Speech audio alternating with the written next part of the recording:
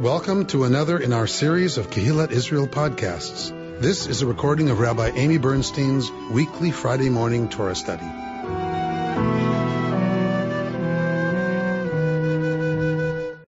Here we are at Parshat Vaera, and so we are coming to this place where God speaks to Moshe, and God is telling Moshe to wait and watch, right, about what's going to happen. So, Vayidaber Elohim el Moshe v'yomer elav ani Adonai. So God speaks to Moshe and says, I am Yod-Heh Vav-Heh.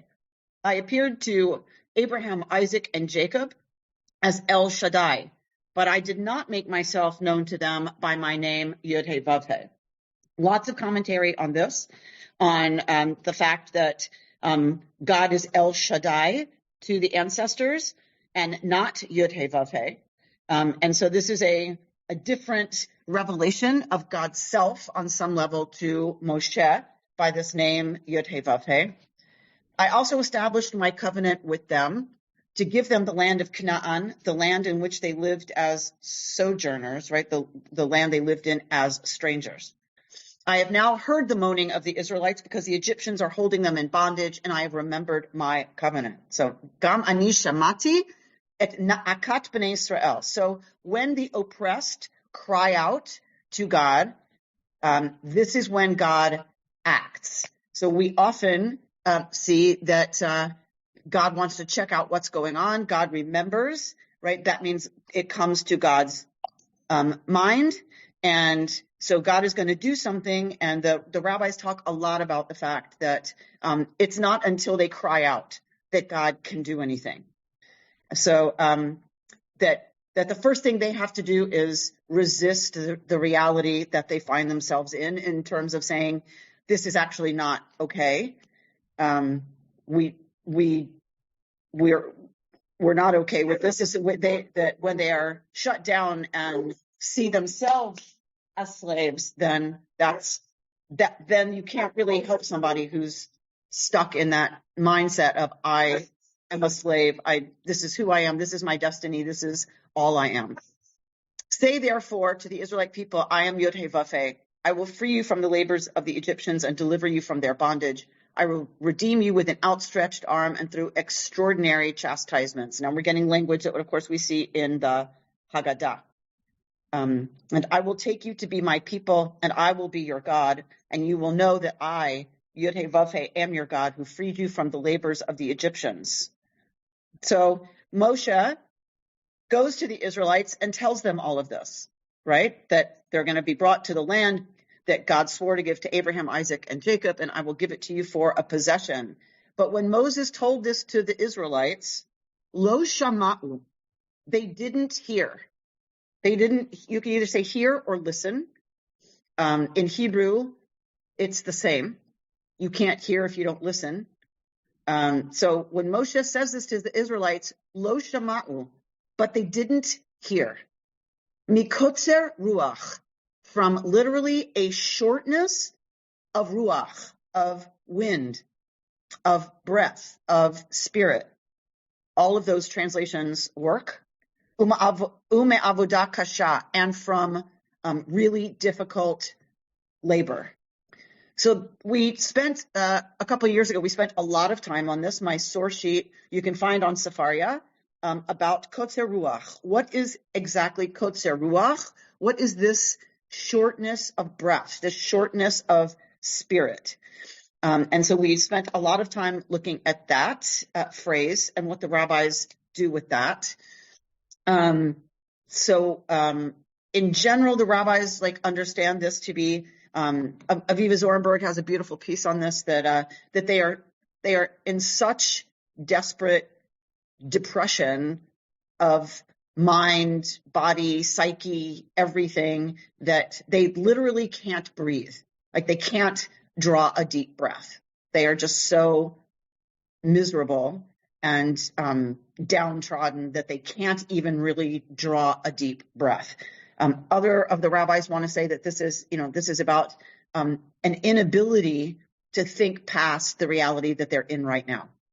That they can't hear Moshe talk about the future, and about a time that they're going to be living in a different place, in a different reality, in a different context. They can't hear it because they just are so overwhelmed with their suffering where they are that they absolutely cannot envision anything being different.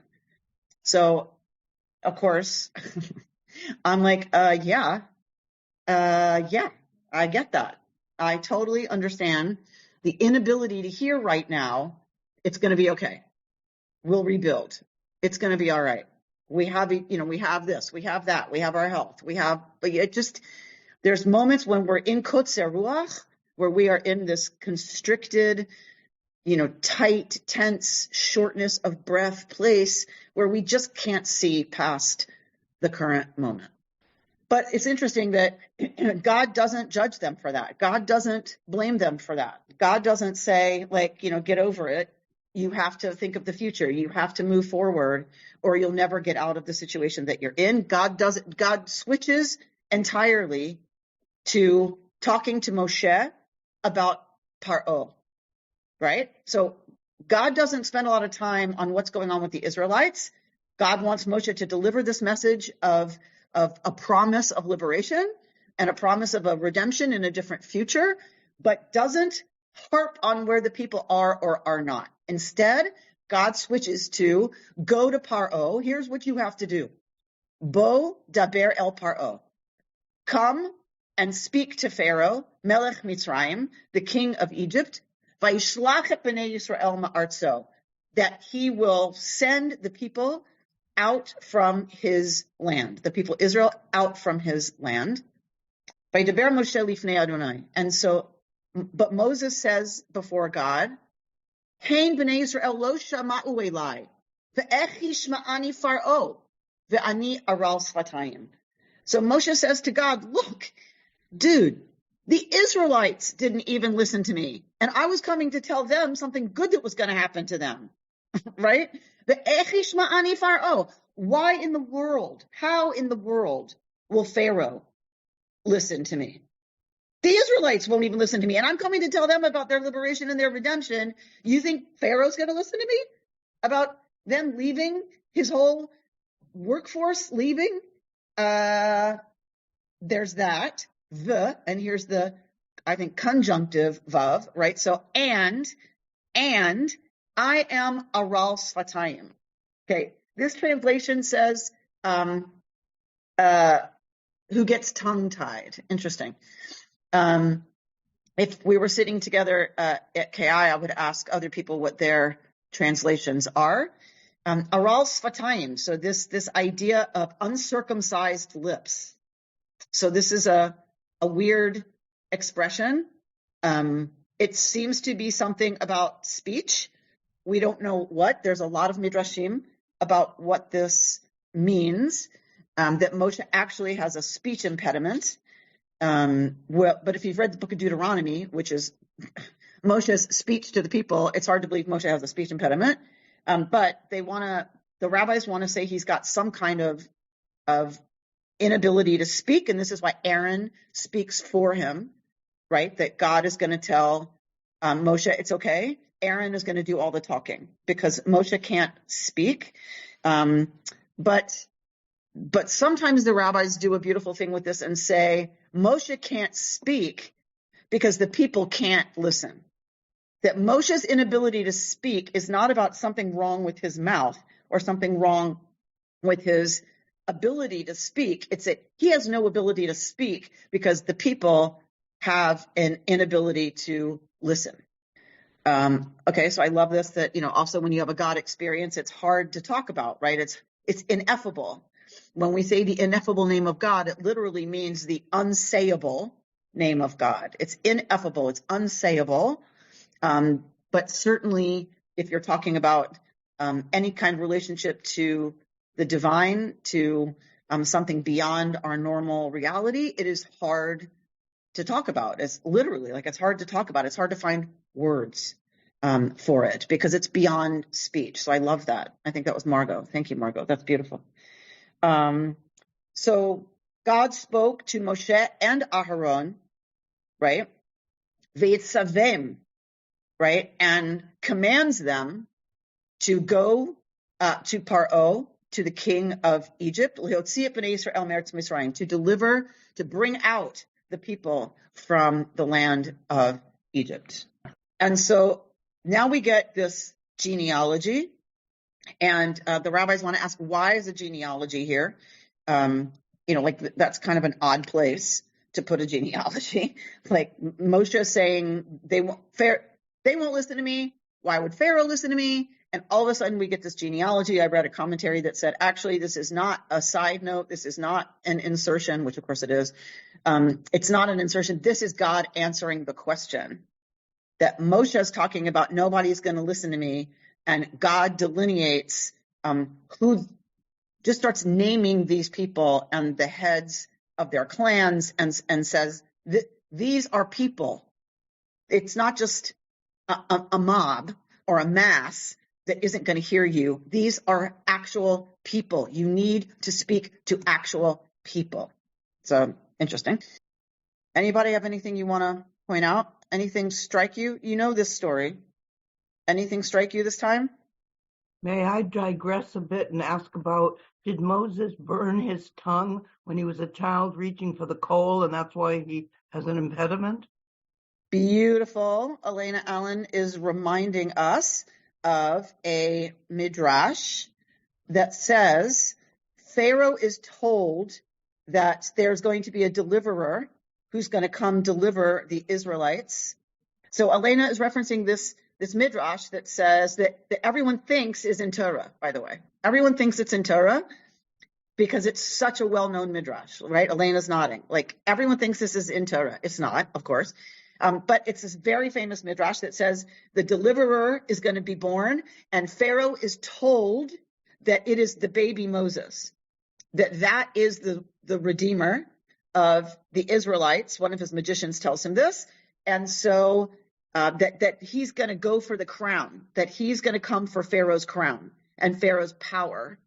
And so he's sitting on Pharaoh's lap, and Moshe goes to, and so they put a crown in front of him, the baby, and a plate of hot coals to see which the baby's going to reach for. And Moshe goes to reach for the crown, and God moves Moshe's hand instead over to the hot coals, and babies, of course, whatever they have in their hand, they put in their mouth. And so he goes to the coal and he puts it in his mouth, and it burns his mouth. And that's how he becomes Aral Sfatayim. That's how he becomes, what did I call it? Of uncircumcised lips. That he gets an injury that makes him unable to speak clearly. Okay, so very famous midrash. Anybody else have anything? I have another question. What makes Moses think he can get to Pharaoh at all? I mean, what makes Moshe think he can get to Pharaoh? If somebody said to me, well, go to Trump. Well, I'm not going to go to the president of the United States and tell him X, Y, and Z. You can't just walk up to the White House and say, by the way, I want to talk to the president. So I don't know. Does it say why he thinks he can, or is it just because God says so? It does not say why Moshe thinks he might be able to do that. It does not tell us. So first of all, Moshe was raised in the palace. Moshe was a prince of Egypt. So Moshe has we can imagine Moshe has his ways, right? He grew up in the palace. He went away. Yeah, he went away. He knows some of the guards, and he can just kind of get in. Exactly. Maybe he knows. But I would love someone to write that midrash. To write the midrash about why Moshe doesn't ask God, "Escúchame, how am I supposed to get in?" Right? Yeah, Nick.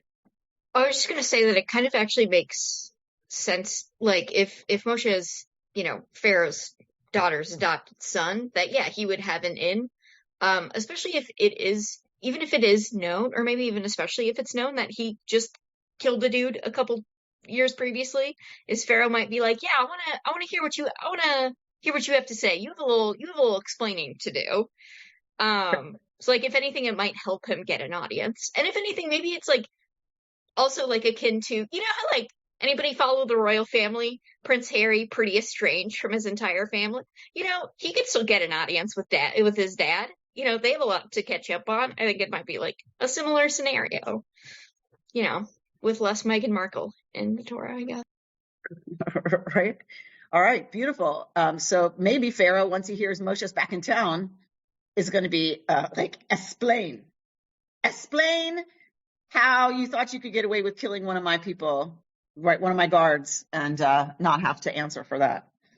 Okay. So I liked this one, and I want to learn it with y'all today. This is Rabbi Tali Adler. I've never heard this midrash. So, I mean, not that I've heard all the midrashim. I'm just saying, I've never heard this midrash that she brings, and I thought I wanted to study it with you. It really resonated for me this week. All right, so she's working with Shemot 6:12. She's working with Exodus 6:12.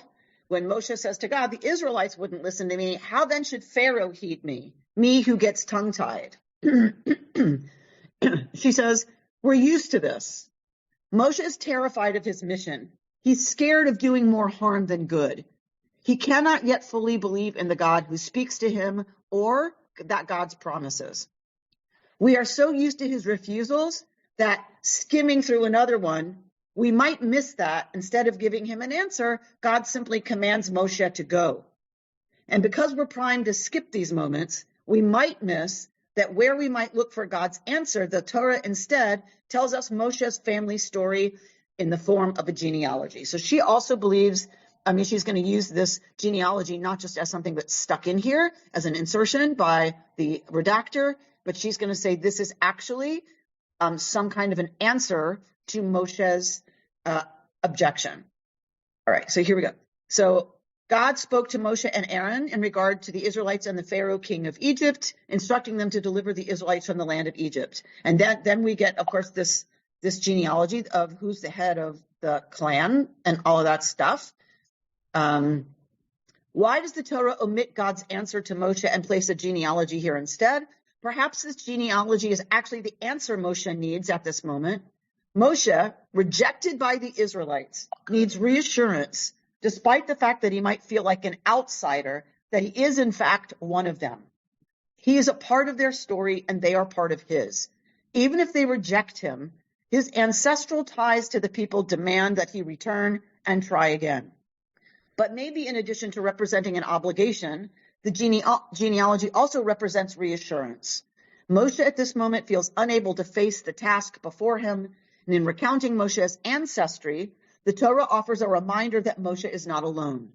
He has a history to draw on in this moment of paralysis. He has ancestors who lived and endured before him. He comes from people who faced dark nights and impossible situations and still persevered. The genealogy is not a digression where we would expect God's reply. Instead, it is a form of reply in itself. Remember who you are. Remember the people you come from. And when you feel that you have no strength of your own, draw on knowledge that you have inherited theirs. Boy, did that leap off the page for me this week, right? That we come from a people of burning villages, literally. We come from people who suffered pogroms. We come from people who suffered being burned alive, being burned at the stake. We are a people whose villages have been burned over and over and over and over. Synagogues have burned. We are not the first to have everything burned down.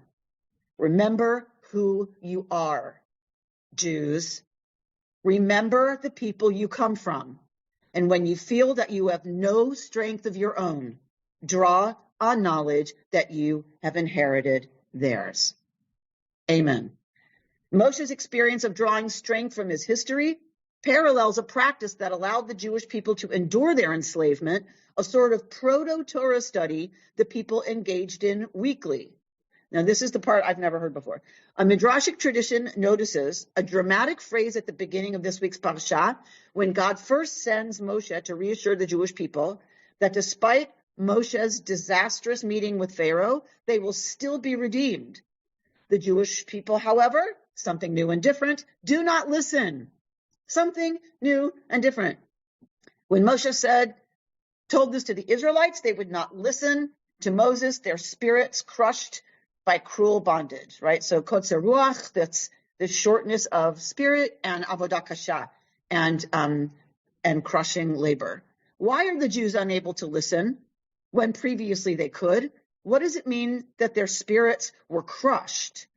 And so now she brings this midrash from Shemot Rabbah, an early midrash on the book of Shemot, on the book of Exodus, and on 5:9, on the verse 5:9, let heavier work be imposed upon the men.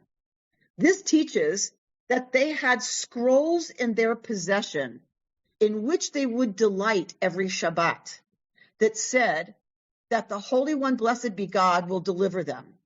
Because they rested on Shabbat, Pharaoh said to them, let heavier work be imposed upon the men, and they will labor in it, and let them not regard, yishu, meaning let them not delight, mishtashin, and let them not rest on the Sabbath day.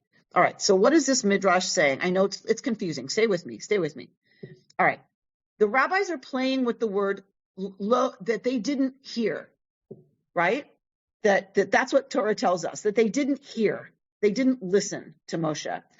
They are playing with that word and saying, don't read about yishu that they didn't hear. Rather, it's similar to another word, mishta'ashin, which is about enjoyment, that they were enjoying Shabbat.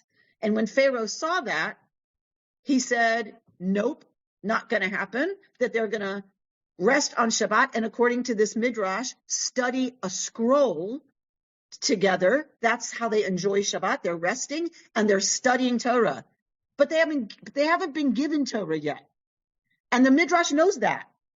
So the midrash is saying, so what? But they have some kind of scroll that they're studying on Shabbat, and so Pharaoh doesn't like that, sees that it's sustaining them, and that it's helping them cope with their reality and with their suffering. And so says, let's not let them do that anymore on the Shabbos day, that now we're going to make their work harder and we're going to make them work through Shabbat.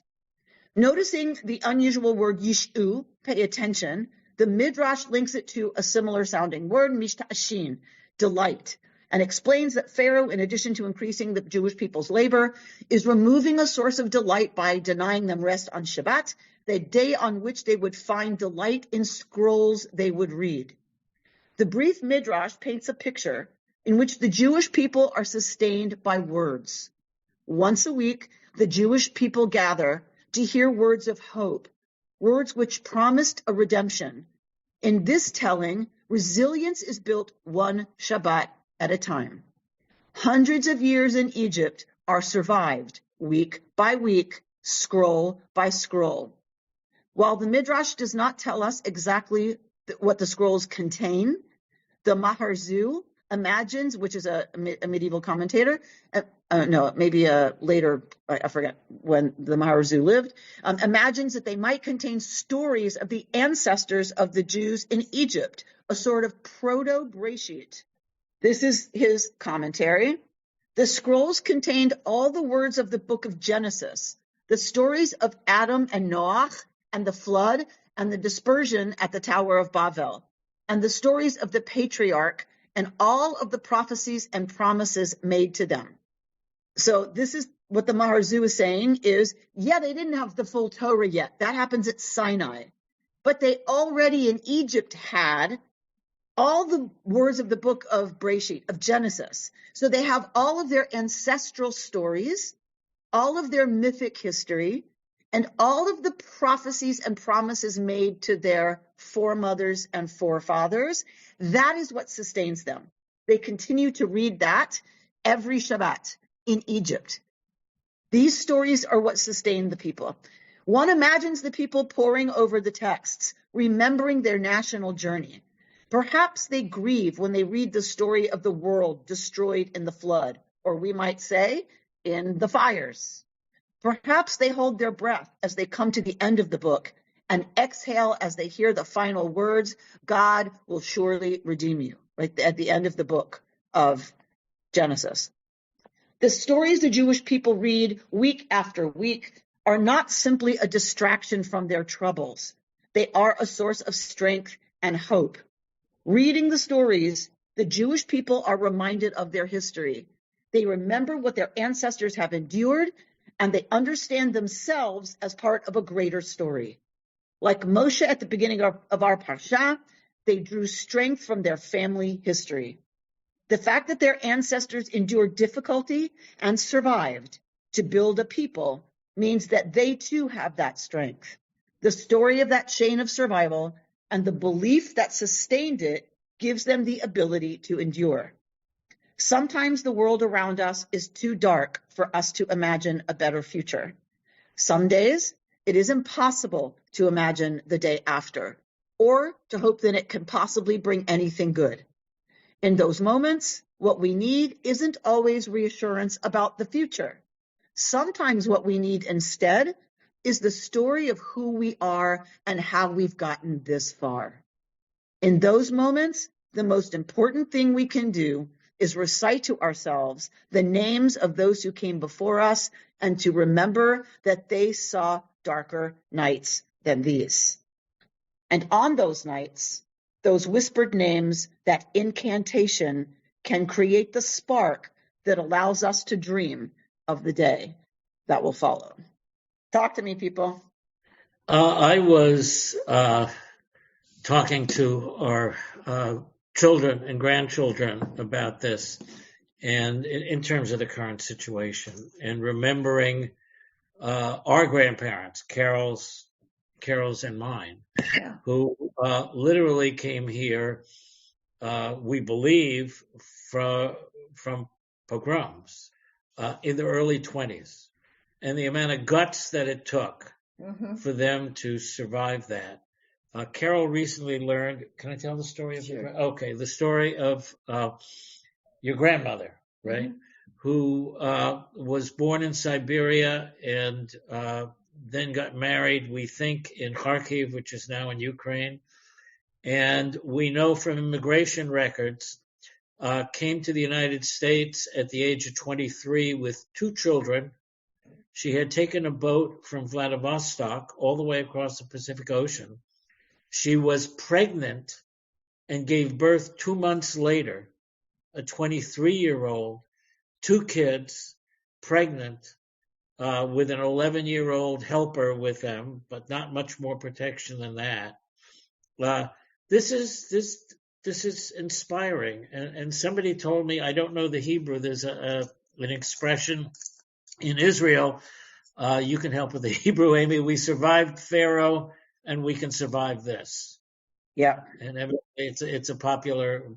So we are, when people ask me about this and about us and our relocation and whatever, all I can say is, our grandparents went through a lot worse, and they were very lucky. We don't have any Holocaust that I know of in our family, and any direct descendants. But yeah, what you say is very, very inspiring, and something that has helped us in our life move ahead at this particular point. So we're glasses half full kind of people anyway.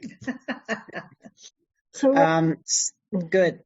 Anybody want to say something to that? Rabbi Amy, I'm just thinking about remembering, right now the focus is kind of flashbacks on the things in your house that only one knows what they are.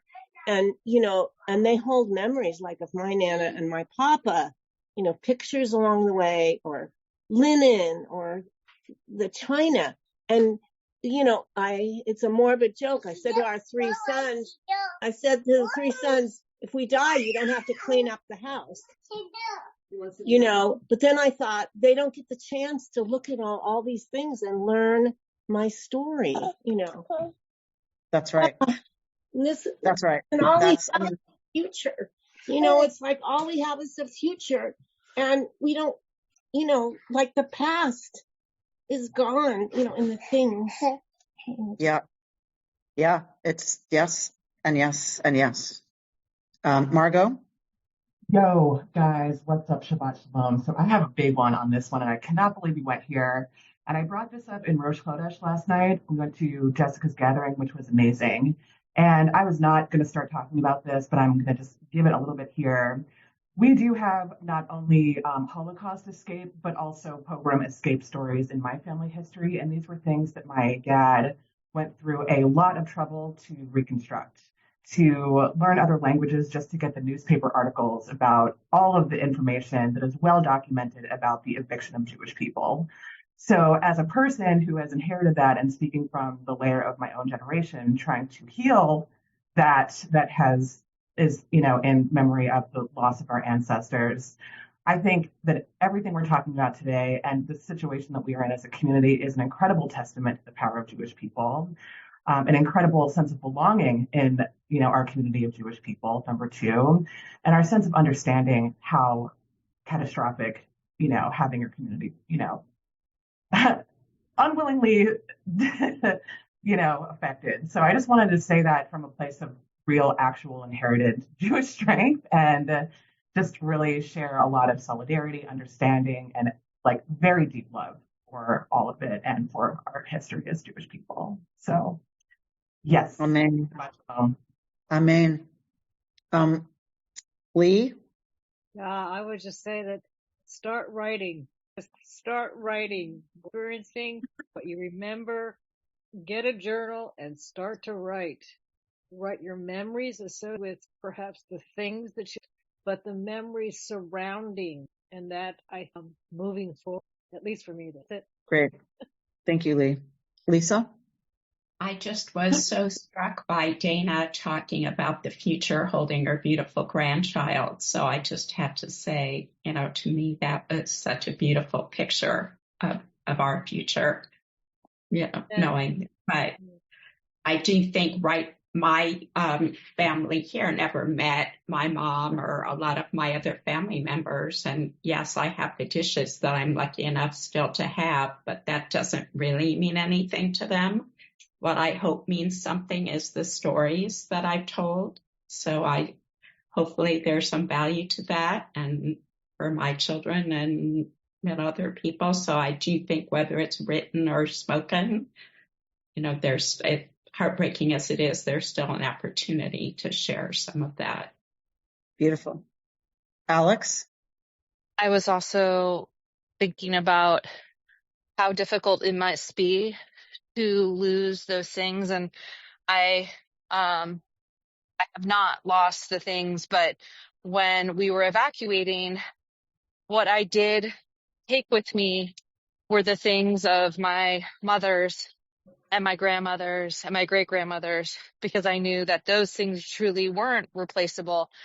And then I thought, though, I have two sons, and who's going to appreciate these things in my family? Would a daughter-in-law appreciate these things the way that I do? Because I remember my mother and my grandmother telling me why the china and why these things were important. And then ultimately I thought, though, like everyone else said, the Jewish people's story and why one of the reasons why we're here today is just this power of narrative. And ultimately it's the story that gets carried on through words and scrolls. But it's such a testament to who we are, because ultimately these things sadly do get lost, but it's just the story that continues, and just being here with the power of narrative is just something that strikes me and resonates.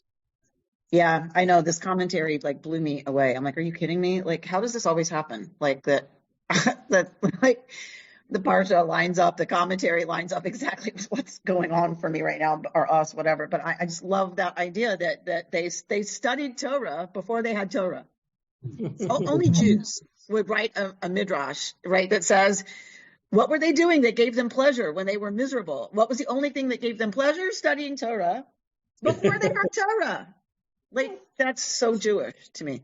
Well, it's also it's just that commitment for many of us to just continue to make meaning of any of this.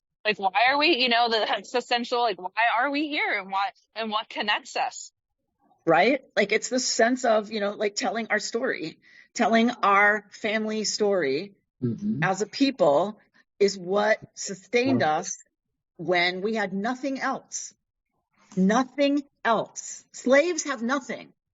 They don't even have autonomy, right? Forget material possessions, right? All my material possessions are gone. And that's horrible. Like, don't get me wrong. That's horrible.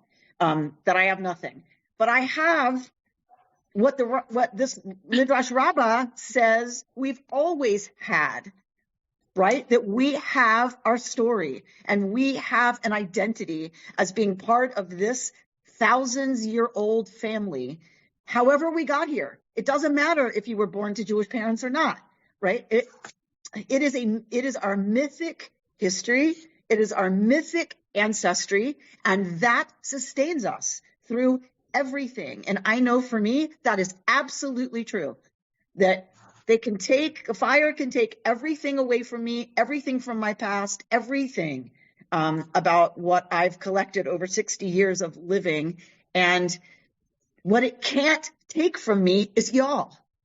What it cannot take from me is this hour every week. Right.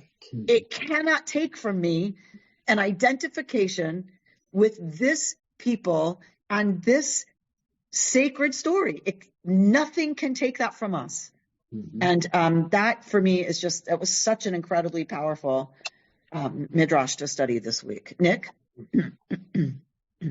Okay, I don't even know if I have a fully formed out thought yet, but just on the subject of being sustained by our history and our people's stories, the executive orders that have come out this week from our new administration with regards to trans people are just Awful. like devastating and sweeping and Scary. are rewriting, trying to rewrite us out of existence, essentially. And I'm lucky to live in this state, but I'm still affected by, with my federal identification and everything, and just knowing I'm so afraid for the future and for everything that we've fought for. And I think the only thing that has been sustaining me is the historical legacy and the real-lived experiences, both the mythic history, the ancestral, recorded history, and the resilience of our people now that is sustaining me in this moment and giving me strength to know that we have been through so much more for so much longer. And that we have and there's I'm so glad that I have you all, and then I have this people, and then I'm a part of this, because there's not a day that goes by where I'm not thankful to be Jewish and a part of the Jewish people. And then I'm not amazed with us and all of you specifically too. And so thinking about this and thinking about, it's no more appropriate than to be, there's no more appropriate time to be in the Exodus story than where we are now in history. So that resilience was made for you. You claimed it and you found it and you're in it. So use it. That's right. It's so wonderful when people who are supposed to be Jews find us and figure it out. And Nick, you are definitely meant to be a part of this people. You are definitely meant to be a Jew.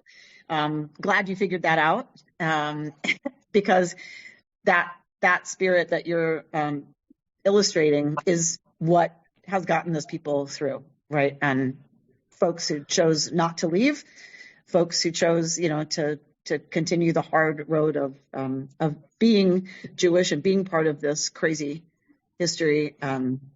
That's what defines us, and I'm loving it that people still who have that find their way to this crazy people. Carol? You know, I was going to say something about what my grandchildren are doing. I can't believe it. Writing the memories of being at our house and spending time with us and things that they are crying about, losing, they thought, but giving them something to hold on to. But I'm so emotional about Nick that my God, Nick, you really are strong. And we send you love. I don't know And how. yeah. I don't know if you can follow that. I'm Yisrael Chai. This is also a time not just for Torah, but there are some wonderful books about the history of the Jewish people and the strength of the Jewish people.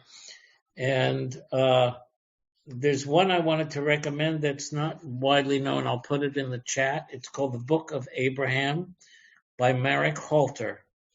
And it's, I see, Lisa, you read it. It's spectacular. It begins with the destruction of the temple in the year 70. And a scribe who grabs a scroll, and you were talking, Amy, about a scroll they were studying, grabs a scroll and flees from Jerusalem. And the whole book is about the history of this scroll as it is passed down from family to family over the generations, and everything those families went through. And the one constant is the scroll, which for us really, Eitz Chaim, it's the tree of the tree of life. I'll put the name of the book. It's out of print for a long time, but it's a magnificent book. Yes. I just wanted to say that, like, with all the outpouring of support and offers to give us things and generosity, one of the things that everybody wants to do something. So to one of my group of girlfriends, I said, I'm mourning the loss of my thousands and thousands of books, and many of them were autographed, but which cannot be replaced. But they said, well, what do you most want? And I said, 3 books. I said, a Hebrew dictionary I need to replace, a Torah, and a Jewish cookbook. And so they're supplying me with those things. When you boil it down, right? It's about food and Torah and our stories and our history. Love that. So to Nick's point, this is why Jews have been so overly represented in things like the civil rights movement, right? This is why, because from our particular experience as a people and oppression and marginalization and outright, torture and murder, from that history, we ally ourselves with other folks who are marginalized, right? And so we are overrepresented in things like the civil rights movement, in social justice work, and in queer spaces, and being allies of queer folks. So for me, my queer identity and my Jewish identity, right? They reinforce one another. And it is my Jewish identity that in many ways gives me the capacity to address the incredible awfulness of the time that we're going to have to suffer through, with all kinds of administrative, shenanigans and catastrophes, until it's over. And it will be over. It will be over. Yeah. It will be done. And that already sustains me, that somebody was just saying he's a lame duck president already because he can't be reelected. And so far under this Constitution, he can't be reelected. But he's a lame duck already on some levels, and the party's coming apart and infighting. And so, there's a part of me that's gleefully watching how dysfunctional it all is, and it will be over at some point. And I do believe there will be a backlash to this backlash. Anyway, Melinda. Good morning. Sending you all a lot of love, and thank you for this commentary, Rabbi Amy. I think that God does not answer except here is your lineage. And I'm feeling the double-edged sword of that, the both and, like you are your ancestors' wildest dreams and you have the strength of your ancestors. You better not let them down. Like, don't you get soft. You are not free, you are not obligated to complete the work, but neither are you free to abandon it. Like, they believe in you. You have all of their strength. You can do this. Don't mess it up. I love that. I love that, Emelinda. Beautifully spoken, beautifully said, right? Yeah, you are their wildest dream come true. I mean, I said that to Ellie last night. We were cuddling on the couch. She just needed some cuddle time and to be held. And and I said to her, I said, you are my world. Do I miss everything that's gone? Absolutely. But you are my world. And as long as she's, and to that point, Emelinda, it's like she's my wildest dream come true. And there's nothing she can do to screw that up.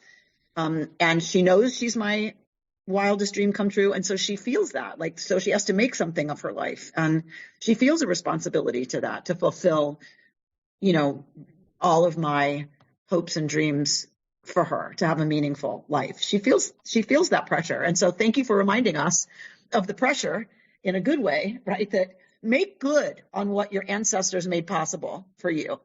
And that's all of our ancestors. That's women, that's queer people, that's people of color, that's everybody who built this country, that make good on what they made possible for you, because you are their wildest dreams come true. I love that. I love that. I'm going to read the words to close of Rabbi Aaron Lieb Smokler talking about this part of Torah. She comments on this Kotzer Ruach, and she quotes the Sfat Emet. And I'm not going to quote the Sfat Emet. I'm not going to walk through that text, but I want to close with her thoughts on the Sfat Emet's thoughts on this shortness of spirit. She says, exile is not a place. It is a condition of being in which we are closed down, shut off, unable to receive, unable to activate our faculties of imagination. It is the state of being stuck, folded into ourselves, unable to open to the presence of another. To exit exile, then, we must render ourselves vulnerable, capacious, receptive. Redemption and revelation demand radical openness and inner quieting so that we might hear the sounds of the others who call to us. Such an emptying, the Sfat Emet assures us, will return us to deep breath, right? Not kotzer ruach, not a shortness of breath, but to deep breath, nishima, and to our expansive souls, nishama. In humbly listening for the whispers of revelation, we simultaneously attune ourselves to intimations of the divine. Just a really beautiful way to talk about let us be capacious and vulnerable and breathe. And that is how we can hear whispers, right? Whispers, intimations of the divine in whatever is happening for us. So may it be. May we draw strength from one another. May we draw strength from the tradition. May we draw strength from our stories. And may we tell our stories, trust each other with our stories, and let us please not be afraid to lean into each other right now. Please let us stay open to the fact that we need each other. Okay? Promise me we're gonna lean into each other, because that's how we're gonna get through this. You've been listening to Rabbi Amy Bernstein's Friday morning Torah study from Kehillat Israel in Pacific Palisades, California. For more information, go to our website, www.ourki.org.